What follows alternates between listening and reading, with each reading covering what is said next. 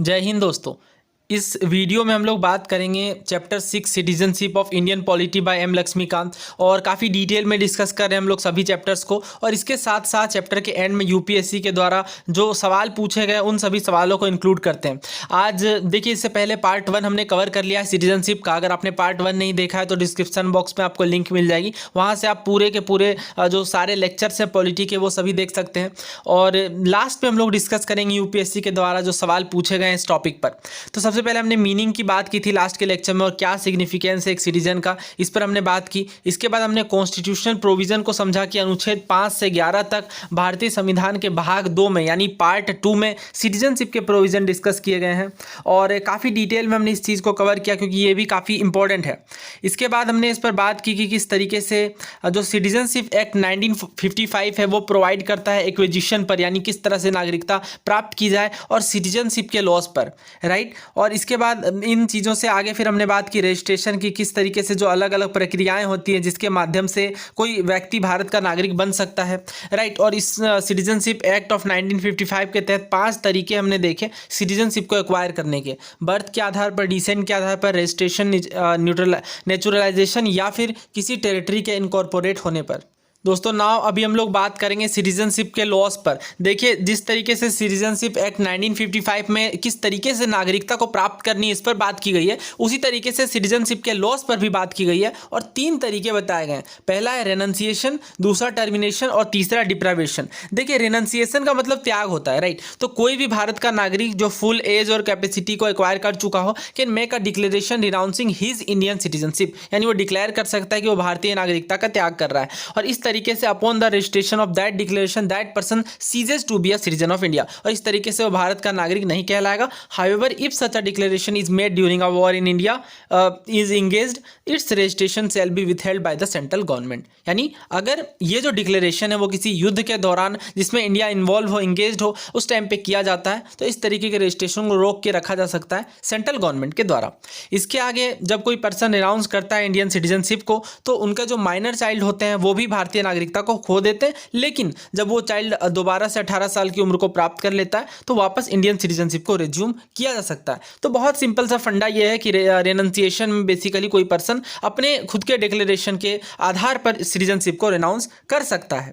इसके बाद देखिए, सेकेंड प्रोविजन की बात करते हैं टर्मिनेशन की। तो बहुत बार इंडियन सिटीजनशिप वॉलंटरी यानी अपनी इच्छा से, कॉन्शियसली वॉलंटरी यानी स्वेच्छा के साथ, और एंड विदाउट ड्यूरेशन यानी बिना किसी ड्यूरेश में आकर के, बिना किसी के इन्फ्लुएंस में, बिना कोई कंपल्सन के दूसरे देश की नागरिकता को प्राप्त करते हैं, तो भारतीय नागरिकता ऑटोमेटिकली टर्मिनेट हो जाती है। और ये दूसरा तरीका है सिटीजनशिप खोने का, जिसे टर्मिनेशन कहते हैं। और इसमें क्या होता है कि जब कोई इंडियन सिटीजनशिप जानबूझकर यानी अपनी स्वेच्छा से दूसरे देश की नागरिकता लेते हैं तो भारत का नागरिक फिर नहीं कहलाते, राइट। और फिर अगेन वही प्रोविजन है, वॉर के टाइम पे ऐसा नहीं देखने को मिलेगा। इसके बाद देखिए, तीसरा जो यहाँ पे प्रोविजन है वो है डिप्राइवेशन, और it is a compulsory termination of Indian citizenship by the central government. यानी ये एक कंपल्सरी टर्मिनेशन है इंडियन सिटीजनशिप का सेंट्रल गवर्नमेंट के द्वारा। इसमें क्या होता है, if the citizen has obtained the citizenship by fraud, यानी अगर नागरिकता को फ्रॉड के द्वारा प्राप्त किया गया, या फिर अगर कोई भारतीय संविधान के खिलाफ डिसलॉयल्टी दिखाता है, या citizen has unlawfully traded with the enemy during a war, यानी किसी युद्ध के दौरान एनिमी देश के साथ ट्रेड किया जा रहा है गैर कानूनी रूप से, तो उस टाइम पे, या फिर नागरिक जो है within 5 year after registration और naturalisation been imprison in any country for 2 year, यानी 2 साल के लिए किसी अन्य देश में इम्प्रिजन हो जाते हैं वो, इसके 5 साल के रजिस्ट्रेशन के भीतर। और 5वें प्रोसेस में the citizen has been ordinary resident out of India for 7 year, यानी 7 साल के लिए कोई ऑर्डिनरी रेजिडेंट बनकर भारत का नागरिक बाहर रहता है तो भी उसे सिटीजनशिप से डिप्राइव किया जा सकता है। जब एंड में हम लोग प्रीवियस ईयर क्वेश्चन करेंगे तो सारी चीज़ें रिकॉल हो जाएंगी, रिवाइज हो जाएंगी, अभी आपको बर्डन लेने की कोई ज़रूरत नहीं है। और देखिए, अब भारत में सिंगल सिटीजनशिप देखने को मिलती है। देखिए, इंडियन कॉन्स्टिट्यूशन फेडरल है और डुअल पॉलिटी तो देखने को मिलती है, लेकिन भारत के अंदर नागरिकता केवल सिंगल नागरिकता देखने को मिलती है, इकहरी नागरिकता देखने को मिलती है। और ये चीज़ बहुत इंपॉर्टेंट है, आपको ध्यान रखनी है। देखिए, यूएसए में क्या है, यूएसए भी एक फेडरल कंट्री है, और यहाँ पर अगर यूएसए में आप देखें, यूएसए या फिर स्विट्जरलैंड में, तो यहाँ पर डुअल सिटीजनशिप की व्यवस्था है। इस डुअल सिटीजनशिप का क्या मतलब है, देखिए ये यूएसए है, यूएसए में 50 स्टेट्स हैं, आपको पता होगा।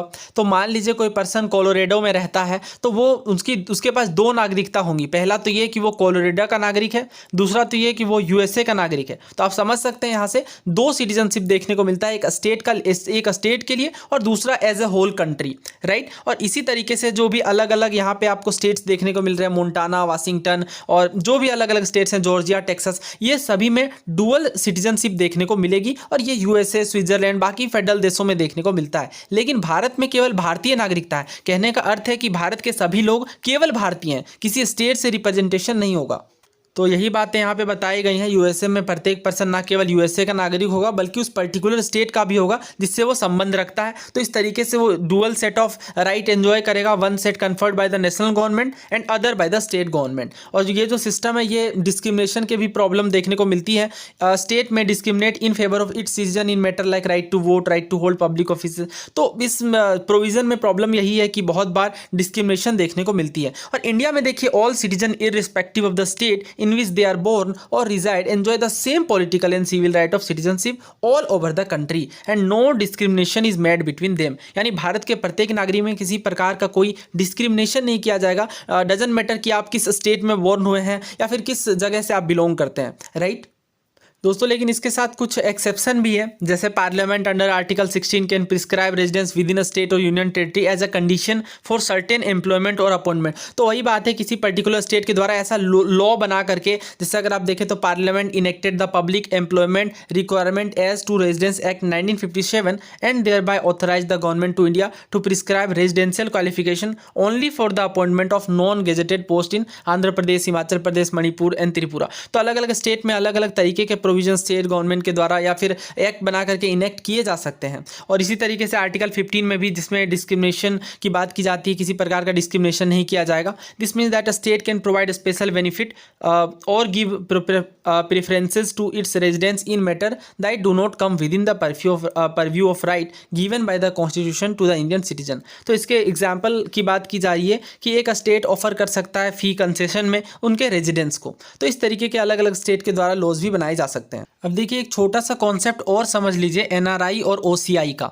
एनआरआई मतलब आपको पता है नॉन रेजिडेंस इंडियन होता है। NRI is a residential status given to a citizen of India with an Indian passport who resides in a foreign country for the purpose of work, business और education. जैसे अगर कोई person 1 या 2 साल के लिए एजुकेशन के पर्पज से किसी दूसरे देश में चला जाता है तो एनआरआई होगा, राइट। लेकिन ओसीआई क्या है? Overseas citizen of India. ये एक इमिग्रेशन स्टेटस है given to a foreign citizen of Indian origin as an alternative of dual citizenship which is not allowed by the Indian constitution. यानी भारतीय संविधान में आपको पता है केवल सिंगल सिटीजनशिप की व्यवस्था है। तो इसलिए एक तरीका का ये एक इमिग्रेशन स्टेटस है जो कि फॉरेन सिटीजन को दिया जाता है, जो कि भारतीय मूल के हैं, राइट। तो डिफरेंस है इनमें। आइए दोस्तों, अब यूपीएससी के डिफरेंट एग्जाम्स में जो सवाल पूछे गए उन्हें कर लेते हैं। ये क्वेश्चन सिविल सर्विसेज 2005 का है। आपको स्टेटमेंट्स दिए गए और इसके बेसिस पे आंसर करना है। पहले स्टेटमेंट में कहा जा रहा है article 371A to 371I were inserted in the constitution of India to meet regional demand of Nagaland, Assam, Manipur, Andhra Pradesh, Sikkim, Mizoram, Arunachal Pradesh and Goa. दूसरे स्टेटमेंट में कहा जा रहा है Constitution of India and the United States of America envisage a dual policy, the union and the states, but a single citizenship। और तीसरे statement में कहा जा रहा है neutralise citizen of India can never be deprived of his citizenship.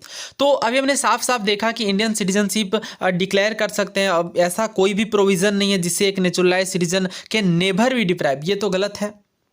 हमने जब deprivation की बात की तो हमने देखा कि अलग अलग मेथड्स हैं यहाँ पे, जिससे किसी भी भारतीय नागरिक को टर्मिनेट किया जा सकता है सेंट्रल गवर्नमेंट के द्वारा उनकी नागरिकता से। तो ये तो कोई भी एलिमिनेट कर देगा क्योंकि बहुत ही एक्सट्रीम है, राइट। तो जैसे ही आप 3 को यहाँ पे एलिमिनेट करेंगे तो C, B और A तीनों ही कट गया। आपका आंसर बचा ऑप्शन D, 1 ओनली। तो इस तरीके से एलिमिनेशन मेथड काफ़ी अच्छे से काम करती है। और यहाँ पे अगर आप देखें तो सेकंड भी गलत है, फर्स्ट बिल्कुल सही है। इस पर हम लोग बात भी करेंगे कि अलग अलग स्टेट के जो रीजनल डिमांड्स हैं उनको लेकर के अलग अलग आर्टिकल इंसर्ट किए गए हैं भारतीय संविधान में। और देखिए, जो स्टेटमेंट 2 है यहाँ पे कहा जा रहा है भारत का संविधान और अमेरिका का संविधान दोनों में ही सिंगल सिटीजनशिप देखने को मिलती है। जी नहीं, केवल भारतीय संविधान के अंतर्गत सिंगल सिटीजनशिप की व्यवस्था है। यूएसए में तो डुअल सिटीजनशिप है। हमने देखा कि अगर कोई टेक्सास का है तो टेक्सास का भी नागरिक कहलाएगा, टेक्सास का भी, और यूएसए एज अ होल का भी। ये सवाल सिविल सर्विसेज 2018 में पूछा गया है। Aadhaar card can be used as a proof of citizenship और डोमिसाइल। और दूसरे में कहा जा रहा है once issued Aadhaar number can not be deactivated और omitted by the issuing authority. दोनों ही बातें यहाँ पे गलत है। ये प्रूफ के जैसा यूज नहीं किया सकते, ये कोई नागरिकता का प्रमाण नहीं है आधार। और दूसरे में कहा जा रहा है आधार नंबर कभी डीएक्टिवेट नहीं किया सकता, ये भी गलत है। तो इसका सही आंसर क्या होगा फिर? Option D, neither one nor two. दोस्तों ऐसे सवाल खूब पूछे जाते हैं। ये CAPF 2018 का है। The federal system of India and the USA are different in all the following respect except, यानी जो फेडरल सिस्टम है भारत और USA का, इन ऑप्शंस में से सभी में सेम है, केवल एक को छोड़ करके। आपको पहचानना है इन ऑप्शन में से कि कौन सा ऐसा ऑप्शन है जो भारत और USA के फेडरल सिस्टम में समानता नहीं रखता। पहले ऑप्शन में कहा जा रहा है state representation in the upper house, दूसरे में कहा जा रहा है डुअल सिटीजनशिप, तीसरे में डुअल सिस्टम ऑफ कोर्ट और चौथे में डुअल गवर्नमेंट। तो देखिए यहाँ पे ऑप्शन A, C और D ये तीनों समानता है इंडिया और USA के फेडरल सिस्टम के बीच, लेकिन हमें पता है दोहरी नागरिकता की व्यवस्था केवल USA में है एंड नॉट इन इंडिया। तो हमारा आंसर क्या होगा फिर? ऑप्शन B, बिकॉज यहाँ पे हमसे पूछा गया था कि कौन सा यहाँ पे सेम नहीं है। नाउ नेक्स्ट क्वेश्चन देखिए, ये CAPF 2012 का है। Overseas citizen of India as per overseas citizenship of India scheme from December 2005 shall not be entitled to, यानी जो ओवरसीज सिटीजन है उन्हें किस चीज़ का अधिकार नहीं होता, किस चीज़ में एंटाइटल्ड ये नहीं है। ऑप्शन से हमारे पास multiple entry, multiple purpose, life long visa to India, यानी लाइफ लॉन्ग वीज़ा होता है भारत के लिए। दूसरे में कहा जा रहा है exception from reporting to police authorities for any length of stay in India, यानी भारत में रहने के लिए जो रिपोर्टिंग की जाती है अब दूसरे नागरिकों के साथ, वो इसके साथ ये एक्सेप्शन है। और तीसरे में कहा जा रहा है parity with NRIs in financial, economic and educational field except agri और प्लांटेशन पर्पसेस, यानी NRIs के साथ पैरिटी है फाइनेंशियल, इकोनॉमिक और एजुकेशनल फील्ड में, एग्रीकल्चर और प्लांटेशन प्रॉपर्टीज़ को छोड़ करके। चौथे में कहा जा रहा है वोटिंग राइट इन इंडिया। तो देखिए ओवरसीज सिटीजन को वोटिंग राइट नहीं मिलता, तो ऑप्शन डी यहाँ पे हमारा करेक्ट आंसर होगा। तो यहाँ पढ़ सकते हैं ओवरसीज सिटीजन ऑफ इंडिया के बेनिफिट्स, इन्हें entitle to a multipurpose multiple entry life long visa, और इसके बाद exempted from police reporting for any length of stay in the country.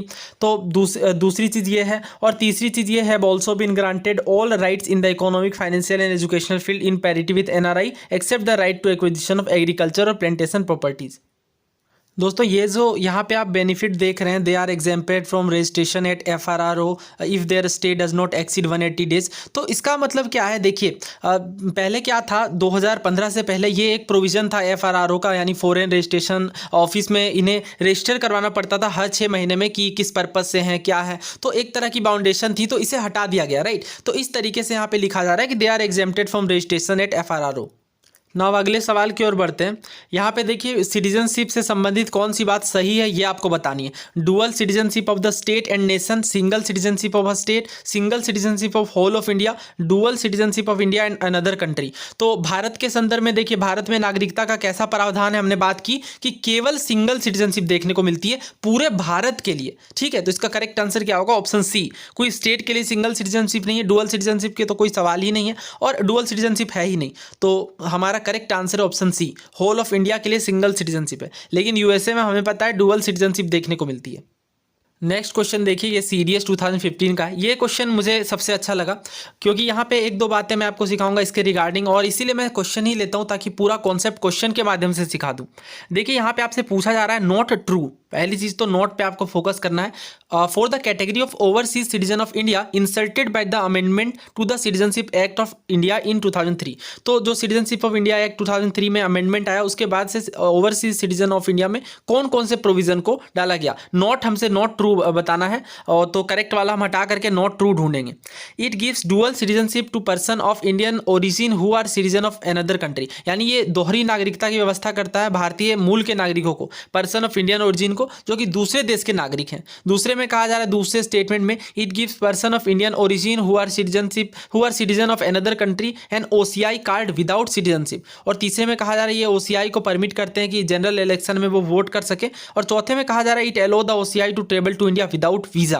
तो देखिए OCI क्या है, तो देखिए यहाँ पे तीन बातें अगर आप ध्यान में रखेंगे तो आपको सारी चीज़ें क्लियर हो जाएंगी। पहला तो एनआरआई वो होते हैं जो भारत के बाहर 6 या 6 महीने से ज़्यादा के लिए बस चुके हैं, राइट। जैसा कि हमने बात की कोई एजुकेशनल पर्पज से या अन्य कामों से जो दूसरे देशों में सेटल है, right. Person of Indian origin क्या होता है, देखिए ये फॉरेन सिटीजन है लेकिन इंडियन एंसिस्ट्री है, यानी इनके पिता या फिर पिता के पिता या 3 जनरेशन तक ये भारतीय मूल के ही थे, ठीक है। तो ये पर्सन ऑफ इंडियन ओरिजिन होता है। और इसके बाद ओवरसीज सिटीजन ऑफ इंडिया, इस पर तो हमने बात की ही। Foreign citizen now earlier Indian citizen who migrated abroad after 26 January 1950।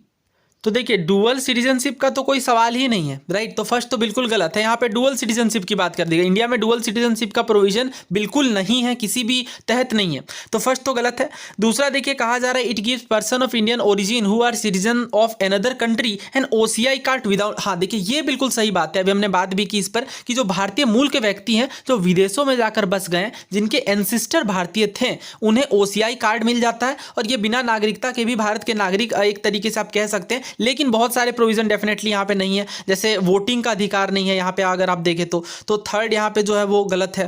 तो हमें गलत वाला ही ढूंढना है, तो हमारा आंसर आएगा 1 और 3, क्योंकि 2 और 4 ये प्रोविजन तो है। ओसीआई कार्ड होल्डर जो होते हैं वो ट्रेवल कर सकते हैं बिना वीज़ा के भारत में, राइट। तो 2 और 4 यहाँ पे सही है, लेकिन हमसे नॉट करेक्ट पूछा गया है, तो हमारा आंसर आएगा ऑप्शन बी 1 और 3। एक बार दोबारा समझ लीजिए, डुअल सिटीजनशिप का प्रोविजन नहीं है, यानी फर्स्ट गलत होगा। दूसरे में कहा जा रहा है पीआईओ को जो कि दूसरे देश के नागरिक है ओसीआई कार्ड मिलता है बिना सिटीजनशिप के, तो देखिए ये भी बात सही है, ओसीआई कार्ड मिलता है, तो सेकंड यहाँ पे सही है। तीसरे में कहा जा रहा है ये परमिट करता है ओसीआई को कि जनरल इलेक्शन में भाग ले सकें, बिल्कुल नहीं, वोटिंग राइट्स नहीं है, तो तीसरा गलत है। It allows the OCI to travel to India without visa, हाँ ये सही है, ये ट्रेवल कर सकते हैं भारत के किसी पार्ट में बिना वीज़ा के, ओसीआई कार्ड होल्डर को ये बेनिफिट होता है। तो फर्स्ट और थर्ड यहाँ पे नॉट करेक्ट है, तो हमारा आंसर आएगा ऑप्शन बी।